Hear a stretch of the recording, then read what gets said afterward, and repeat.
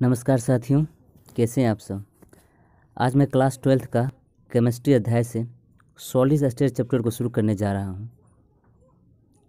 जो भी छात्र क्लास 12th में है, जो साइंस मीडियम से हैं, उनके लिए केमिस्ट्री का ये चैप्टर बहुत ज़्यादा इम्पोर्टेंट है, क्योंकि इससे सवाल हर साल परीक्षा में आता है। चलिए इसको आसानी और ईजी विधि द्वारा सीखें। यह चैप्टर उन लोगों के लिए सबसे ज़्यादा आवश्यक है जो इस बार 12th का बोर्ड देने वाले हैं, या जिनका जेई मेन या जेई एडवांस एग्ज़ाम होने वाला, या जो मेडिकल की तैयारी करते हैं, वो हिंदी मीडियम के माध्यम से आसानी से इसको समझ सकते हैं। तो चलिए शुरू करते हैं। ऊपर में लिखा गया सॉलिड स्टेट। सॉलिड मतलब क्या होता है? ठोस। सॉलिड का मतलब होता है ठोस, स्टेट मतलब होता है अवस्था। तो इसी के बारे में पढ़ना है। तो सबसे पहले हम देखते हैं पदार्थ की कितने अवस्थाएं होते हैं। तो साथियों, हम लोग जानते हैं पदार्थ के 3 अवस्था मूलभूत होते हैं। पहला होते हैं ठोस, द्रव और गैस। अब तो हम जानते हैं ठोस का जितना भी अणु होता है वो एक साथ सटे हुए होते हैं। यहाँ आप देख सकते हैं फिगर के माध्यम से, इनका सभी का अणु एक साथ बंधे रहते हैं, जो ठोस होते हैं। ठोस में जैसे आपको आ जाता है एग्जाम्पल में लकड़ी, लोहा, जितना भी उसको मारने पर ना ही वो संपीड़, ना ही पिचक पड़े, ना ही एक दूसरे से हट सके। एक दूसरे के इनका अणु साफ सटा होता है, इसलिए मजबूत होते हैं। तो इनके बारे में कह सकते हैं आप, इनका आकार और आयतन निश्चित होता है। इनका ठोस का आकार आयतन दोनों निश्चित होता है। उसके बाद आगे है द्रव। द्रव किसे कहते हैं? तो द्रव में देखिएगा, इसका एग्जाम्पल पहले ही बता देता हूँ। पानी, दूध, तेल। तो इसका क्या क्या होता है द्रव में? द्रव में आयतन निश्चित होता है परंतु आकार निश्चित। आप जिस तरह पानी का उदाहरण लेते हैं, पानी को तो हम किसी बाल्टी में रखते हैं, वो आयतन वैसा ही घेरता है जितना उसका आयतन रहता है बाल्टी का, लेकिन आकार इसका अलग हो जाता है। चाहे उसको बर्तन में रखिए तो बर्तन का आकार ले लेगा, चाहे बाल्टी में तो बाल्टी का आकार ले लेगा। आगे है गैस। गैस का अणु यहाँ पर साथ में देख सकते हैं, बहुत हटे हैं, अलग अलग, बहुत दूर दूर हैं गैस के अणु। तो इसमें कह सकते हैं गैस के अणु काफ़ी अलग, इसलिए गैस को हम अगर मान लीजिए एक कमरे में अगरबत्ती जलाते हैं तो 1 मिनट या 2 मिनट के बाद आपका दूसरे कोना तक भी अगरबत्ती का सुगंध आ जाता है, क्योंकि गैस के अणु काफ़ी अलग अलग होते हैं, घूमते रहते हैं। तो साथियों, यहाँ पर आप लोग समझ चुके हैं ठोस, द्रव और गैस में। तो चलिए अब ठोस अवस्था के बारे में जानते हैं। क्या है सॉलिड स्टेट, जिसको इंग्लिश में कहते हैं। तो यहाँ परिभाषा के रूप में दिया गया है, पदार्थ की वह अवस्था जिसमें उसकी आकार एवं आयतन निश्चित होता है, ठोस अवस्था कहलाता है। तो यहाँ तो हम बता चुके हैं, जिसकी वही अवस्था जिसकी आकार और आयतन निश्चित हो। कोई भी ठोस, चाहे लकड़ी ले लीजिए, लकड़ी टुकड़ा, आप लकड़ी टुकड़ा जहाँ भी रखिएगा उसका आकार उतना ही घेरता है जितना का आयतन होता है। चाहे जो आकार भी उसका सेम ना है, उसका आकार को हम दबा सकते हैं, ना है उसको आकार दूसरे जगह दूसरा आकार ले सकता है, क्योंकि इसके अणु एक दूसरे से काफ़ी सटे होते हैं। उसके बारे में पढ़ना है। इसका आगे दिया गया है, वे पदार्थ जिनकी आकार में आयतन निश्चित होता है ठोस पदार्थ कहलाता है। ठोस पदार्थ के 2 प्रकार के होते हैं। पहला क्या होता है? क्रिस्टलीय ठोस, और दूसरा होता है अक्रिस्टलीय। साथियों, इसी के बारे में हम लोग पढ़ना है कि क्रिस्टलीय ठोस क्या होता है और क्रिस्टलीय ठोस क्या होता है। तो चलिए सबसे पहले हम क्रिस्टलीय ठोस के बारे में देखते हैं। देखिए इसमें लिखा गया है, क्रिस्टलीय ठोस किसे कहते हैं? वे ठोस पदार्थ जिसके अवयवी कणों का कम नियमित होता है, क्रिस्टलीय ठोस पदार्थ कहलाता है। उदाहरण के लिए नमक। देखिए नमक में क्रिस्टलीय ठोस इसलिए होता है क्योंकि एक इसका आकार एक निश्चित तरफ होता है। जिससे नमक आप अगर आप सूक्ष्मदर्शी देखिएगा तो एक क्रिस्टल टाइप का रहता है, एक उसका आकार एक दूसरे परत बाय परत बना रहता है, उसे ही क्रिस्टलीय कहते हैं। जिसके आप नमक देखिए, या चीनी के देखिए, या नीला थोथा के लिखिए, या नौसादक जिसको इंग्लिश में जिसका आण्विक सूत्र NH4Cl, या चाहे आयोडीन के लीजिए, सबका एक क्रिस्टलिक समूहबाज होता है। चाहे हीरा लीजिए, हीरा का आप तो इसका आप तो देख ही चुके हैं हीरा कैसा होता है। उस पर देखते हैं उसका एक अलग प्रकार क्रिस्टल आकर्षण आकृति कारण वो चमकते रहता है हीरा। जब भी उस पर लाइट आता है तो उसका एक आकृति होने के कारण रात में भी या कहीं भी चमकते रहता है। आगे है और क्रिस्टलीय पदार्थ के गुण क्या क्या होते हैं। तो पहला है ज्यामितीय निश्चित होता है। हम अभी जस्ट बता चुके हैं साथियों। इसका हम लोग अगर चीनी को मान ले, चीनी को हम अगर सूक्ष्मदर्शी देखें तो इसका एक तरह से ज्यामितीय आकार में दिया गया है, जो निश्चित पैटर्न पर बना रहता है। एक वर्गाकार जैसे या घनाकार आकृति में उसके परत बाय परत बना रहता है। दूसरा होता है जिसमें विषमदेशिक होता है, ये विषमदेशिक होता है। गलनांक निश्चित होता है। इसका अब जितना भी इस पर गलनांक होता है, इस पर गर्म करिएगा तो एक निश्चित समय में जाके ये गलता है, इसलिए इसका गलनांक भी निश्चित होता है। दीर्घ परास बचता है, इसका परास बहुत ज़्यादा होता है। मान लीजिए अगर कोई चीनी है तो उसका डिस्टेंस उतना ही होता है दूसरे आकार का जो तीसरे आकार का डिस्टेंस होता है। तो इसको कह सकते हैं इस चीनी या चाहे डायमंड का सभी का आकार तथा दूरी भी सेम बाय सेम होता है, इसलिए कहते हैं दीर्घ परास बचता रहता है क्रिस्टलीय में। उसके बाद है अक्रिस्टलीय ठोस किसे कहते हैं। तो इसके बारे में साथियों इसके बारे में सोचना है क्रिस्टलीय ठोस क्या है। तो वे ठोस जिसके अवयवी कणों का कम नियमित होता है, जिसका कम नियमित साफी जिसको कम अवस्था में नियमित होता है, जो अलग अलग तरह पर, जैसे हम लोग स्टार्च कर सकते हैं, प्लास्टिक कर सकते हैं, कांच, इनका अवयवी कण नियमित नहीं होता, अलग अलग हटे होते हैं। जैसे कांच का लेते हैं, जैसे कोई भी कांच शीशा रखिए तो देखिएगा इसका अगर हम शीशा के नीचे फोड़ते हैं तो अलग अलग टुकड़े में टूटता है, ना इसका कोई गुण आकार में रहता है, ना ही कोई इसका कोई गुण होता है। सिर्फ चाहे कोई बड़ा टुकड़ा टूटता है चाहे छोटा टूटता है, इसलिए इस पर ना हम प्रकाश या किसी टॉर्च का लाइट भी जलाएंगे तो कहीं भी अलग अलग छिन्न छिन्न भागों में बंटता है। जैसे इसमें उदाहरण आता है स्टार्च आता है, प्लास्टिक का, तो इसमें ना ही कोई क्रिस्टल आकार होता है प्लास्टिक में, ना ही कांच में होता है, ना ही सिरका में होता है, ना ही रबर में होता है, ना ही रबर में होता है आदि। सॉरी यहाँ रबर 2 बार लिखा गया है। और क्रिस्टलीय पदार्थ के क्या क्या गुण है इसके बारे में चर्चा कर लेते हैं। पहला है ज्यामिति निश्चित नहीं होते, इन लोग का ज्यामिति हम जस्ट बताएं। और कोई शीशा होता है, ठीक, शीशा का अगर नीचे तोड़ते हैं तो अलग अलग आकृति में टूट जाता है, ना ही इसका कोई आकार होता है, ना ही कोई संरचना होते हैं। समदैशिक होता है, ये समदैशिक होते हैं। आगे है साथियों इसका गलनांक निश्चित नहीं होता है, ये कभी भी गल सकते हैं, कभी भी इसका आकार निश्चित नहीं होता। इसका गलनांक मतलब गलनांक मतलब किसी अवस्था में इसको हम प्रेशर डालेंगे तो किसी अवस्था में मान लीजिए कभी 100 डिग्री, कभी 80 डिग्री, कभी 150 डिग्री, कभी भी ये अपने आकार में परिवर्तन कर सकते हैं, इसलिए इसका गलनांक निश्चित नहीं कर सकते कोई भी टेम्परेचर पे।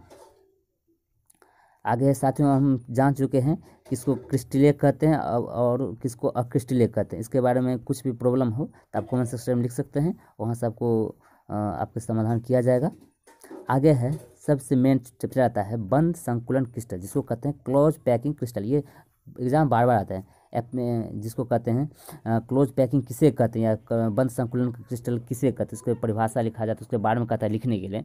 चलिए इसको हम सीखते हैं अच्छी तरह से। देखिए इसके पहले मैं परिभाषा सुनाता हूँ क्या लिखा गया इसमें।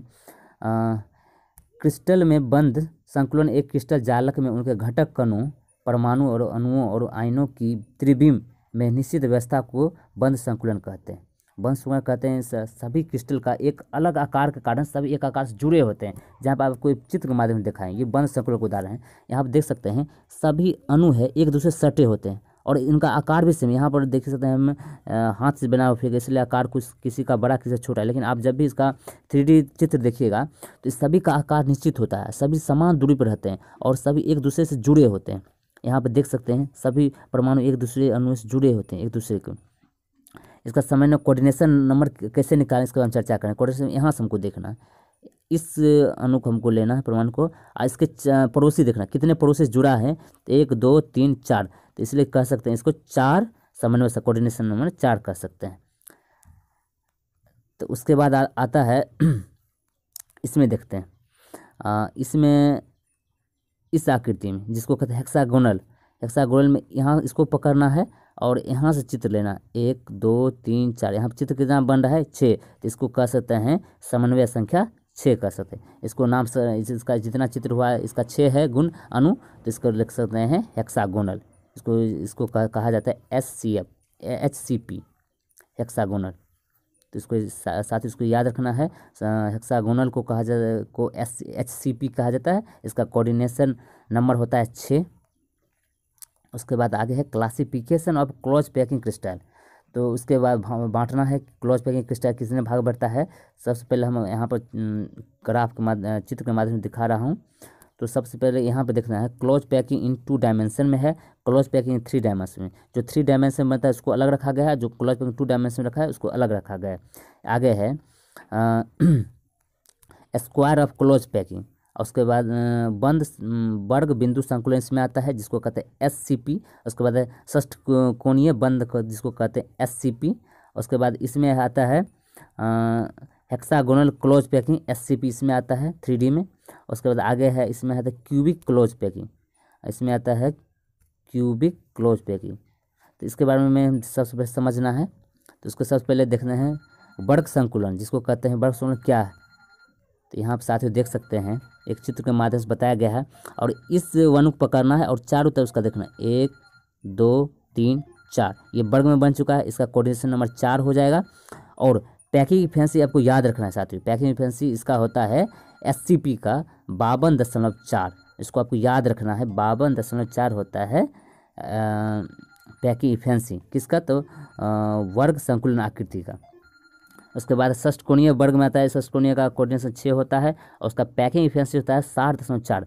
हमेशा पूछता है एग्जाम में कि षष्ठकोणीय वर्ग का हेक्सागोनल का पैकिंग इफिशिएंसी कितना होता है, तो आपको याद रखना 60.4 होता है पैकिंग इफिशिएंसी षष्ठकोणीय का। तो आगे है cubic close packing. Cubic close packing में आप देख सकते हैं क्यूब तरह बनाया गया है और उसमें एक अलग से, हम चित्र को यहाँ सही दिखाते हैं, एक क्यूब तरह बनाया गया है और उस पर भी एक 3 क्यूब डाला गया है, अलग अलग करती है। यहाँ जैसे इस चित्र नहीं दिखाया गया है तो उसको अलग अलग यहाँ पे देख सकते हैं साथियों। ए माध्यम से पहले दिखाया गया है, उसका है B से, उसके बाद है C से। तो इसका आ जाएगा कोऑर्डिनेशन नंबर 12 आ जाएगा क्यूबिक का, और इसका पैकिंग इफिशिएंसी 74% आ जाएगा। तो इसका आ जाएगा ABA कर सकते हैं। आगे है त्रिविम चालक किसे कहते हैं। त्रिविम आकाश में किसी क्रिस्टल के एककों के नियमित व्यवस्था को त्रिविम चालक कहते हैं। त्रिविम चालक यहाँ पर दिखा रहा हूँ। त्रिविम चालक सबसे पहले समझते क्या है। मान लीजिए बहुत सारे क्रिस्टल को एक जगह पर एक साइज में रखने देता जाना है, जैसे यहाँ पर हम चित्र के माध्यम से समझाने की कोशिश किया हूँ। ये है त्रिविम चालक उदाहरण के रूप में आप देख सकते हैं। एक क्रिस्टल एक वर्ग क्यूब के रूप में है, उसके क्यूब के ऊपर भी रखा गया, बगल में एक ही और क्यूब रखा गया है, इसी को कहते हैं त्रिविम चालक। एक ही प्रकार के आकृतियों को एक साथ एकांक के नियमित अवस्था में रखना है त्रिविम चालक कहलाता है। आगे है चालक बिंदु। अब चालक बिंदु का यहाँ पर देख सकते हैं, चालक क्रिस्टल चालक में कणों के द्वारा ग्रहण किए गए बिंदु, यहाँ आप देख सकते हैं चित्र के माध्यम में बताया हूँ। अब कोई एक चालक को लेना है आपको, ये चालक जैसे हम ले लिए, इसका जितना बिंदु लिखना है, बिंदु को आपको किनारे पे जोड़िए, 1 2 3 4 5 6 7 8, इसका आ जाएगा चालक बिंदु 8 आ जाएगा क्यूब का। तो इसे ऐसे देख सकते हैं, किनारे को आपको इंकित करना है और इसको जोड़ लेना है। आगे है समन्वय संख्या, जिसको कहते हैं कोऑर्डिनेशन नंबर। जस्ट पीछे पढ़ चुके हैं कोऑर्डिनेशन क्या है, तो इसका परिभाषा आपको एग्जाम बार बार पूछता है, कोऑर्डिनेशन नंबर का परिभाषा लिखें। तो आप इसको कैसे लिखना है, तो इसका माध्यम बताया हूँ। किसी क्रिस्टल के किसी चालक बिंदु को घेरे हुए अन्य चालक बिंदुओं की संख्या को समन्वय संख्या कहते हैं। तो कोऑर्डिनेशन नंबर समझ चुके हैं साथियों। तो एक बार फिर मैं उसको परिभाषा सुना रहा हूँ। किसी क्रिस्टल के किसी चालक बिंदु को घेरे हुए अन्य चालक बिंदुओं की संख्या को समन्वय संख्या कहते हैं। इसको आप नोट कर लीजिएगा परिभाषा को, बार बार बोर्ड परीक्षा में पूछता है। उसके बाद एक क्वेश्चन आता है साथियों, उसके बाद चर्चा करते हैं। घनीय इकाई कोशिका कितने प्रकार के होते हैं। इसका घनीय आपको पूछता है, परीक्षा में बार बार पूछता है घनीय इकाई कोशिका कितने प्रकार के होते हैं। तो लिख सकते हैं आप, घनीय इकाई कोशिका 3 प्रकार के होते हैं। कौन कौन होता है, सबसे पहले आप देखना है। पहला है साधारण इकाई कोशिका, जिसको कहते हैं SCC। उसके बाद है फलक केंद्रीय कोश इकाई, इसको कहते हैं FCC। उसके बाद आगे है काय केंद्रीय कोशिकाएं, जिसको इंग्लिश में कहते हैं BCC, जिसको कहते हैं BCC। आगे है सिंपल क्यूबी, जिसको कहते हैं, सिंपल क्यूबी में आता है साधारण इकाई कोशिका के बारे में पढ़ना है यहाँ पे। तो इसके बारे में यहाँ देखना, सबसे पहले सिंपल क्यूबी के बारे में देखना है। तो ये है सिंपल क्यूबी का, ये है फेस सेंटर्ड का, उसके बाद ये है बॉडी सेंटर्ड का। सबका अलग अलग बता रहा हूँ। सबसे पहले सिंपल क्यूबिक के बारे में देखना है क्या है। तो सिंपल क्यूबिक यहाँ देख सकते हैं, इनके पहले सिर्फ कोण कितना है, इनका कोण दिया गया यहाँ पर, जितना जना घेरा लगा चुका है कोण पे। उसके बाद सिर्फ कोनों पर इसका इफिशिएंसी देख लीजिए 52%। तो परीक्षा में 12 पूछता है, इसलिए यहाँ पर घेरा लगा रहा हूँ। इसका पैकिंग इफिशिएंसी 52% होता है, और इसका होता है पैकिंग इफिशिएंसी 74%, और इसका होता है पैकिंग इफिशिएंसी 68%। तो आप एक बार फिर से बता रहा हूँ, इसका होता है 52%, इसका होता है 74%, इसका होता है BCC का होता है 68%। आप तीनों का पैकिंग इफिशिएंसी नोट कर लेना और कॉपी में लिख लेना है साथियों, क्योंकि बार बार परीक्षा में आता है पैकिंग इफिशिएंसी किसका कितना होता है। चलिए आगे बढ़ते हैं। देखो, इसका सिर्फ कोनों पर होता है, इसलिए इसको कहते हैं SCC। इनका डिट्टो सिर्फ कोन पे होता है, देखिए अणु सिर्फ कोन पे है यहाँ पे। और उसके बाद दीवारों पर कोन होता है इन लोगों का दीवार। अब इनका किनार पे छू के सिर्फ दीवार देखना है, 1 2 3 4 5 6, इसका दीवार पर कोन हो जाएगा 6 आ जाएगा। तो इसमें होता है सेंटर में, ये केंद्र पर होता है, जिसमें यहाँ मैंने यहाँ पर लिख चुका हूँ, इसका केंद्र पर हिसाब होता है। देखिए यहाँ पर केंद्र पर दिखाई, सभी केंद्र से ही निकलते हैं, इसलिए इसको कहते हैं BCC, बॉडी सेंटर क्यूब। आ गए यूनिट सेल में परमाणु कण का भाग। अब इसको याद रखना साथियों, कोनों पर अगर रहेगा संख्या कोण पे तो 1/8 से लेना है, यदि फलकों पर रहेगा तो 1/2 से लेना है, यदि केंद्र पर अगर कोई संख्या है तो उसको 1 हो जाता है, अगर किनारे पर है तो 1/4 होता है, इसको याद रखना है। अगर कोनों पर कोई संख्या को निकालना है तो 1/8 से लेंगे, यदि फलकों पर कोई संख्या निकाल तो 1/2 लेंगे, यदि केंद्रों पर लेना है तो 1 लेंगे, यदि किनारों पर लेना है तो 1/4 लेंगे। देखिए SSC के बारे में देखना है। पहले किनारों पर संख्या था उसका तो 1, मान लीजिए यहाँ SSC दिखा गया हूँ साथियों, आपको ध्यानपूर्वक देखना है, इसका मैं फिगर बना रहा हूँ।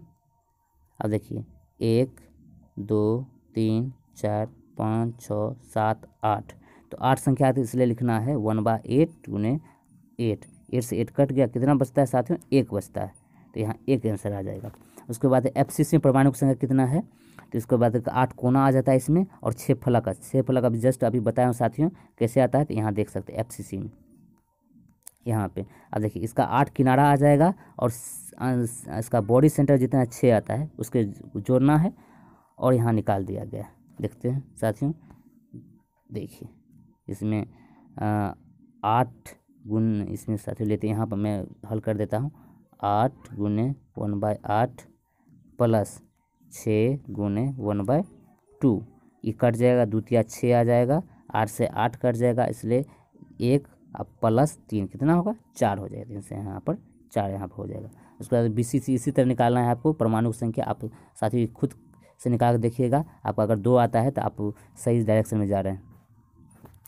उसके बाद आता है परमाणु त्रिज्या के बारे में बार बार पूछता है कि कोई भी क्यूबिक का परमाणु त्रिज्या निकालने, तो इसका एक फार्मूला यहाँ पर मैंने डाल दिया हूँ, आपको देख लेना है। तो BCC का होता है R = A, BCC का लिख देता हूँ, होता है R = A √3/4, जहाँ पर आपको अगर R निकालना रेडियस दिया होता तो A है तो यूनिट आ जाएगा कोण का, इसको यूनिट का मान यहाँ लिखना है और इससे निकाल सकते हैं। इसी तरह BCC का है, इस SCC का भी यहाँ पर दिया गया है, उसके बाद FCC का भी दिया गया है।